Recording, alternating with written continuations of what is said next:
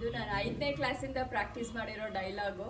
So ಇವಾಗ ಯಾವಾಗ ಬೇಕಾದ್ರೆ ಹೇಳ್ತೀರಾ ಡೈಲಾಗ್ನ, ಅದಕ್ಕೋಸ್ಕರ ಶಾಲಿನಿ ಕೊಟ್ಟಿದ್ದೆ ನನ್ನ ಡೈಲಾಗ್ನ.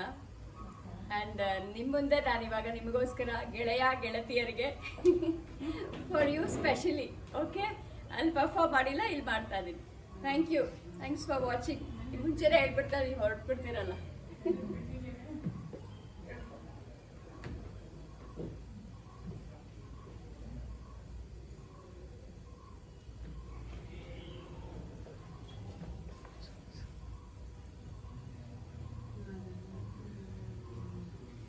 ಏನು ಕಪ್ಪ?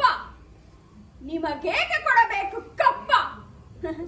ಕಬ್ಬು ತಿನ್ನುವ ಬಿಟ್ಟ ತಪ್ಪಿಗೆ ಕೂಲಿಯನ್ನು ಬೇರೆ ಕೊಡಬೇಕೆ?